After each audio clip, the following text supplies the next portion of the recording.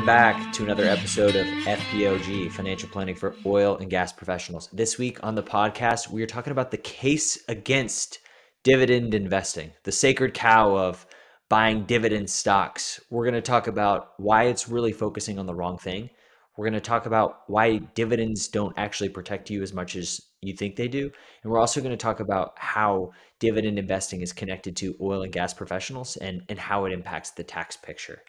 So, Justin, let's start with dividend investing. And I think you should caveat this because you wrote in your newsletter, and if you're not subscribed to our newsletter, you totally should be.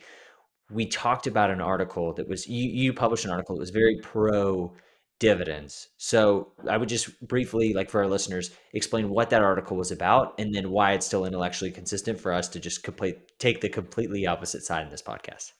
Yes. So this newsletter, I want to say it was maybe our late April newsletter, spent the entire newsletter talking about the historical endurance of dividends and just unbelievable stats over the past 70, 80 years in the markets. If you struggle to believe in the capital markets and to stay invested during good times and bad times in volatile markets, I think focusing on the story of dividends over the past 70 years is an incredible way to unlock just how incredible it is that we get to invest in the great companies of the world.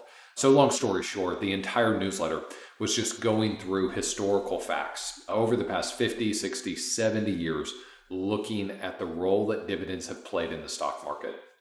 And it is pretty incredible just how much endurance dividends have had, how they've led and contributed to total returns, and what companies have been able to do with dividends over a multi-decade time period. So I'm glad you mentioned that, Jared, because this entire podcast is going to just obliterate dividends. And we are going to make a strong case for why you should run from a dividend-only portfolio, or even, let me step back there. You should be very weary of just even a dividend-focused portfolio. I think it's a horrible strategy, horrible emphasis, and it really misses the point. But before we tell you all of these things that are pretty anti-dividend, it's important to know that we love dividends in the right context, and dividends are an incredible part of the picture when it comes to long-term investing. Yeah, and that's a great framing. I would say we're trying to right size dividends, right? Like we're not trying to remove them, and that may be a good title for the podcast. But we're just trying to right size them. And I think the case of dividend growth and appreciation is really one of just compounding in general, right? Because like the first point we want to make is like dividend appreciation and dividend payments matter, but you just need to right size them, right? So like we this is going to be loaded with show notes, so go to our website and check out all these resources. But the first thing we really want to talk about is kind of just how it gets maybe more of the spotlight than it needs to. So I'm looking at this great chart from JP Morgan. They make a guide to the markets, and it shows going back to 1950, the return by source for the S&P stock market. And from 1950 to 2021, 3.3% of the average annual return came from dividends and 8.2% came from capital appreciation. Justin, what does that tell you? And does that number surprise you at all? I just think it's incredible. And yeah, this first point is that we are focusing on the wrong thing if we're only focused on dividend payers. And it really is incredible to see how much of the total return of the stock market is attributed to dividends versus capital appreciation. But then what's stark to me is something happened in 1980, and the markets were very different before 1980 and then after 1980. So dividend returns. I mean, the total return was X, and the dividend portion of that return was minuscule after 1980. But if we remove the portion of the total return and just say, how big was the dividend? I mean, it was twice as large from 1950 to 1980 as it is post 1980. So pretty incredible to look at that. I wonder what is like attributing to that, right? Like, do you think like there's any macro things or, but it almost gives me empathy for someone who's a dividend focused investor, because like looking at this chart, the from 1950 to 1989 or the early 90s, it was closer to 4% of the return was dividends, and if you look at the last 40 years, it was sub 3%, right? So that number's changing over time. Any idea as to why that is, or how you think that's relevant to our investors? I think that's a great point. Part of it is over time, companies, markets, just use of capital, period, has continued to get more efficient. Um, and there are a lot of benefits to that. But I want to just repeat something you just said. I get it. I get why so many people love dividends when you look at this chart. So take my parents, for example. My parents were born in the mid 1950s. They grew up in the 60s, went to college in the 70s, started their career in the late 70s, and then into the 80s. Their entire life experience was comprised of almost half of the stock market's return was due to dividends for their entire life up to when they were the age that I am now. And then 1980 and especially 1990 happens. The 1990s come through, and all of the return is now capital appreciation. It's way less focused on dividends. Dividends are paying much less than just pure appreciation is. And you then go through 2000 and you see all of that wiped away in the biggest market crash of anyone's life up to that point. And so this chart's really illuminating for me. And if you're not watching this on YouTube, I would encourage you to just check out the show notes and look at this chart. I truly understand how, if I take my parents, for example, if you're born at that time and you grow up, you start your career, and dividends play such an incredible role in the market. And then capital appreciation takes the stage, but then there's this huge, horrible market crash. And then another one 8 years later. I understand why dividends dominated the popularity contest for so long. Yeah, and it was just a function of like compounding, right? Like if you think about an investor in the years prior to 1980, getting a diversified low cost basket of funds or of, thousands of stocks that are globally diversified was next to impossible, right? So you bought what you knew. And it was larger, more established companies. And so naturally there was, a dividend tilt just because, right? Like, and you talked about this. We're not anti-dividend. Like we believe in dividends. They have a place in the portfolio. We're very pro-dividend. But it really, what it does is it exposes you to one part of the market, right? Because if you think about what dividends really are, we probably should have defined this earlier. It's a return of capital to shareholders, right? And there's a few different ways you can deploy capital. You can return it to shareholders. And there's two ways you can return it to shareholders. You could pay a dividend or you can repurchase stock, but you can also reinvest that, right? So when you're paying a dividend, you're making the declaration of, hey, I don't have any really compelling growth opportunities to invest this money. So I'm going to return the capital to shareholders, which is great. But the problem is what your portfolio tends to look like is a lot of companies that are mature. They're mature companies. So the return profile, it's going to be lower than smaller companies, right? So there should be less volatility because there's a lot of embedded risk in those smaller companies, but also, lower from potential future return appreciation, right? A company as big as Walmart or ExxonMobil can't grow revenues at 10% a year with how big their current balance sheets are. It's just logistically very difficult and almost impossible for any company like that to achieve that. But it's important to realize, to kind of right size and understand, okay, what are dividends and what type of stocks are you exposed to if you own a dividend centric portfolio? That's right. That's right. And we will also include this in the show notes. But I do want to define this equation that we talked about. And we just posted an article on our website recently, the dividend dilemma. And we will post this equation, and it's found in that article. But if we just give you the most simple definition of how you make money when you invest in a stock or when you invest in a fund that has hundreds or thousands of stocks, the equation is really, really simple. That equation is total return equals appreciation plus dividend. So there's two parts that go into making money into a stock. It's appreciation. That company just reinvests excess revenue. They reinvest back into the company and they grow, they create more opportunity, the stock price appreciates. So that's one part of the return. And then dividend is the second part. You can also say stock buybacks are the same as dividends as well. But total return is appreciation and dividend. And so I think it's really important to understand that equation just as an investor, but it's also important as we talk about our first point here that if you are focused on dividends and amplifying dividends above all else, well, you're focused on the wrong thing. It's like owning a business and one product's responsible for 30% of your sales and the other is responsible for 70% of your sales.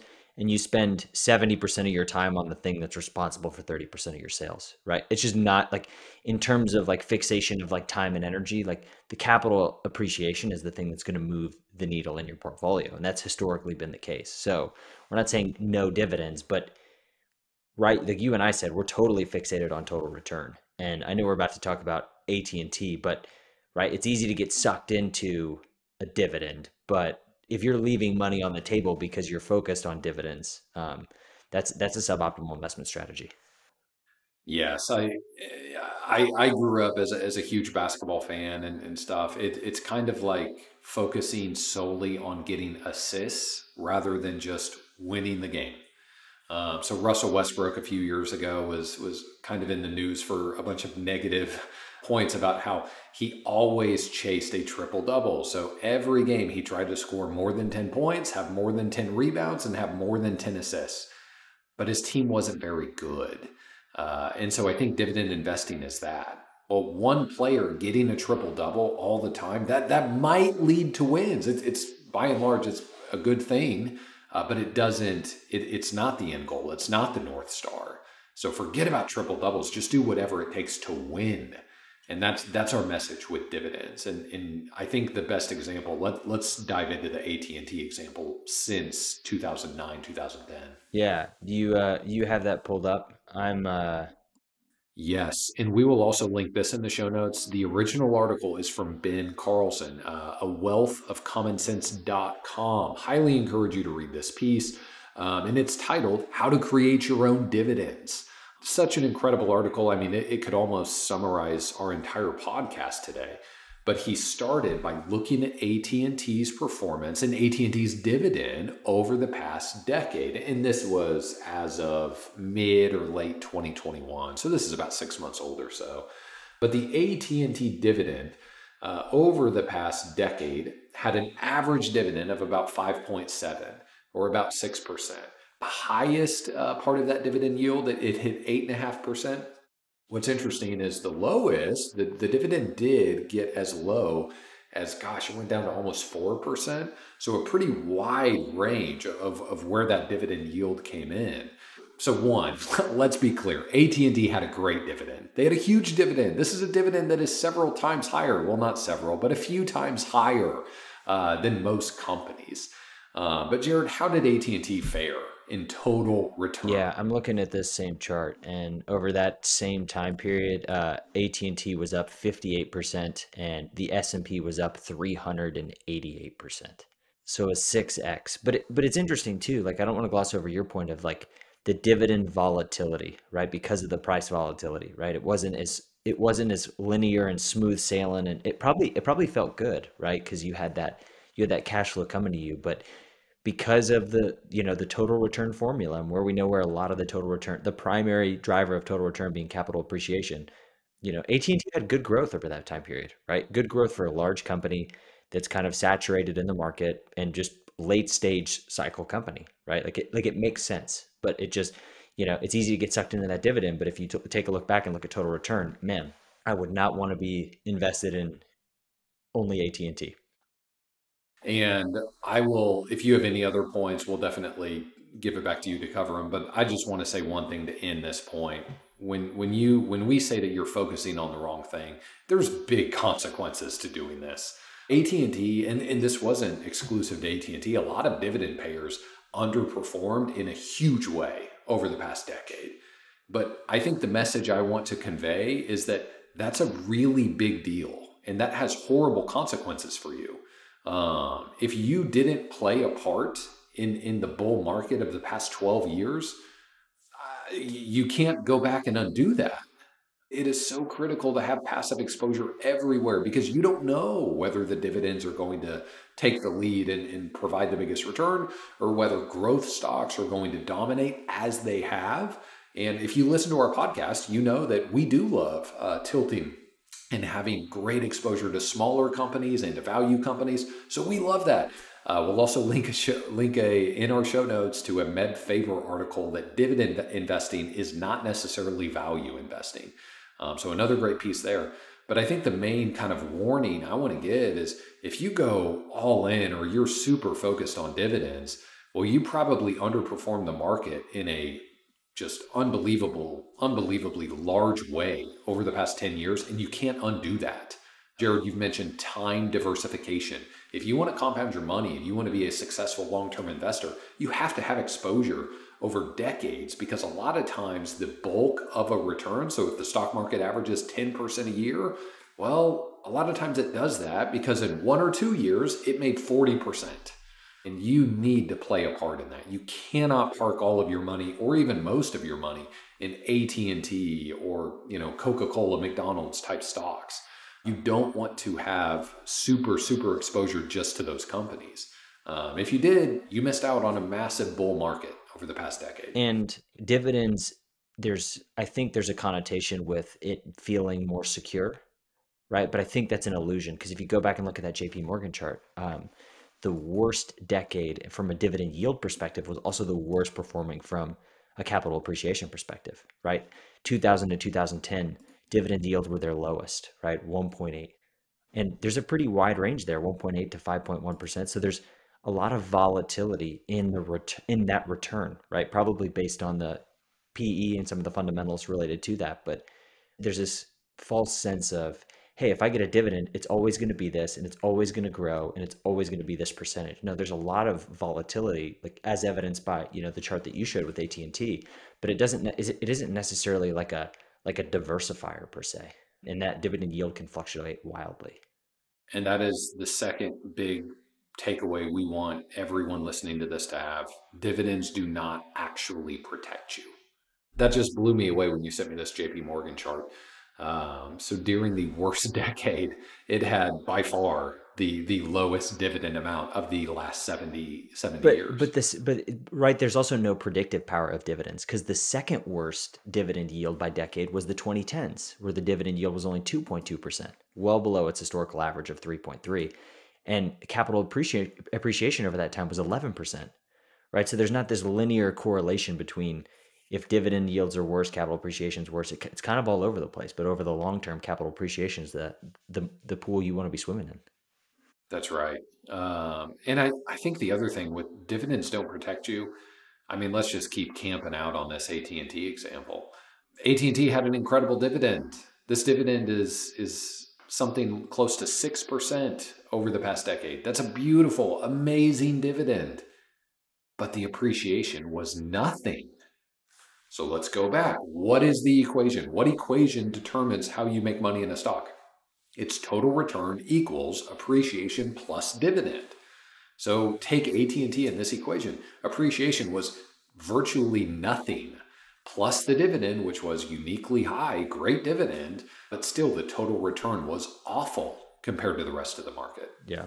So let's switch gears a little bit now that we've talked about, right, how they don't really protect you and how, the total return equation. Let's get into some more pragmatic points for our listeners. I want to talk about the tax implications and kind of thinking about, and this will go back to Ben Carlson's article, and then really kind of a unique point that's related specifically to oil and gas professionals. But let's talk about, right, tax inefficiency. What would you say in terms of, right, like this kind of would be a point to, we talked about not overweighting dividends, but I want to build conviction further to say, hey, if I'm total return focused, I would, and if it were up to me, not saying that is always the case, but I would prefer no dividends, right? And that may sound crazy to some of our listeners, but why should people strive to want no dividends, assuming that total return is equal? No dividends means that you get to pick your own dividend in the exact time and circumstance that gives you the lowest tax bill possible. That's why. And if we want an example, I think Warren Buffett is a really good example here.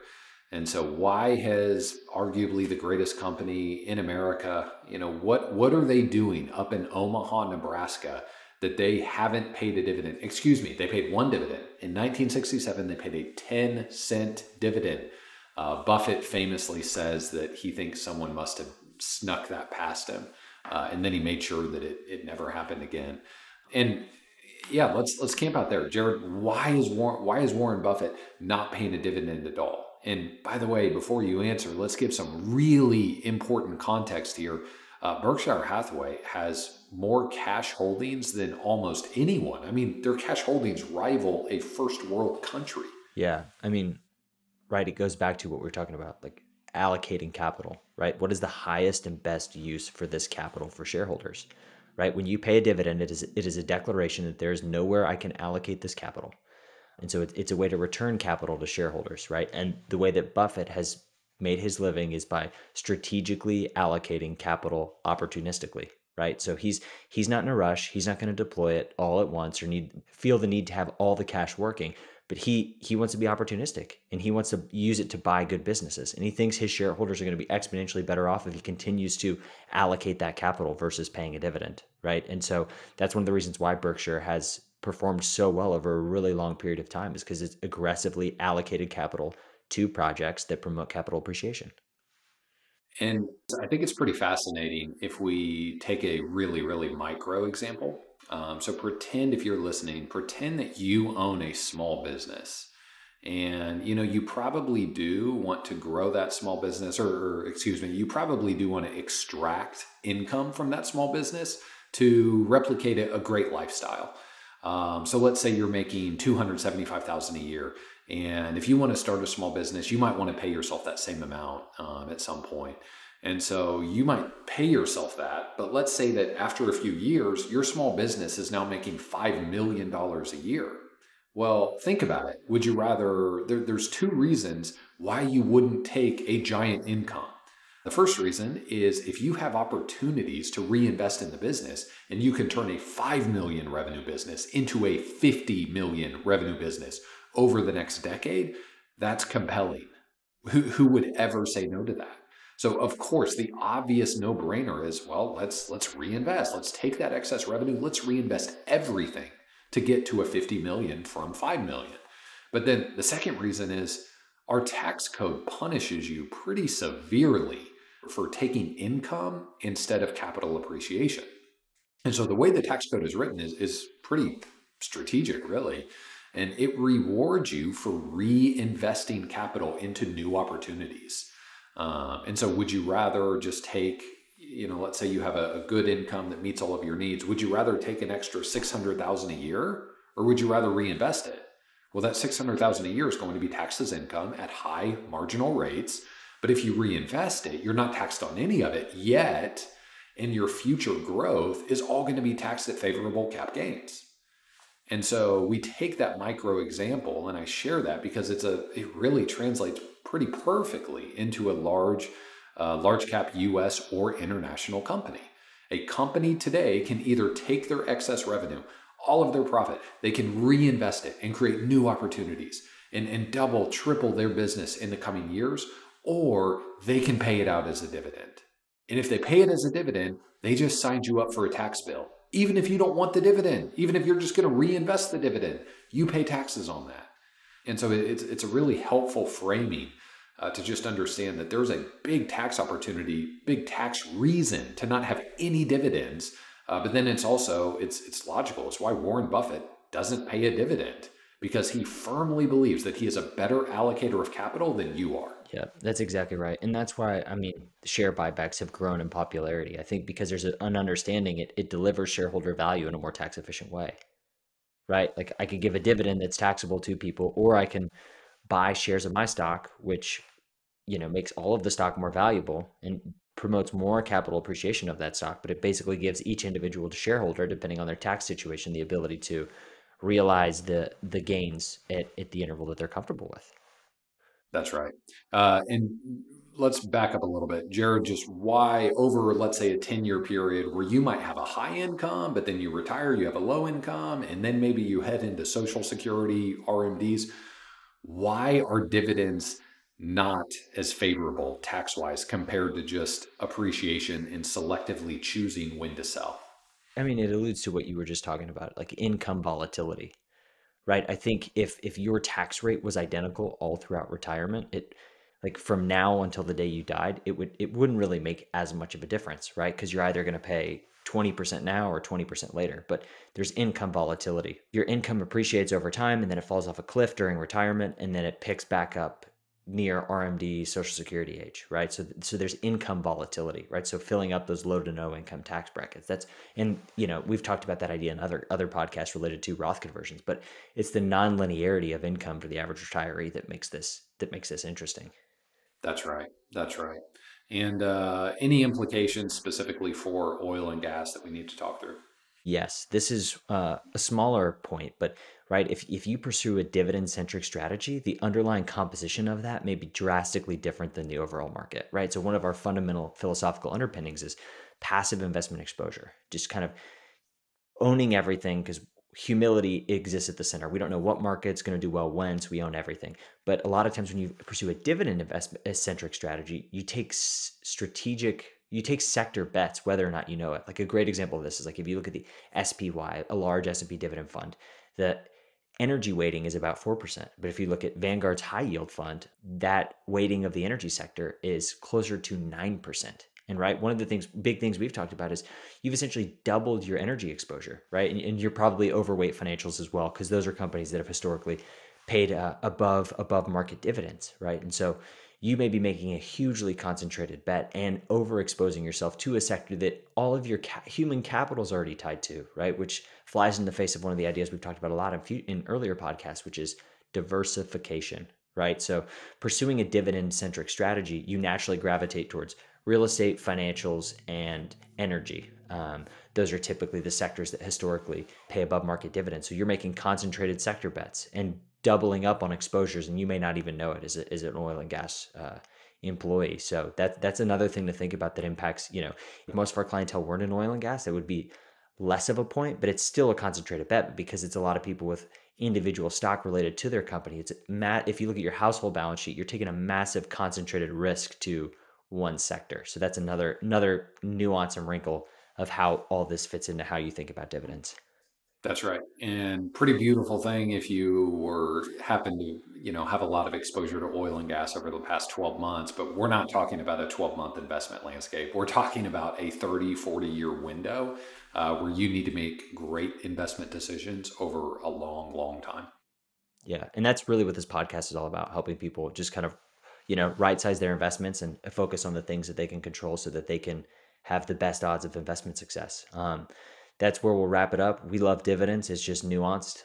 But we just wanted to right size them. So we'd love your feedback and ideas for future episodes. Podcast at brownleewealthmanagement.com. Thanks. We'll see you next time.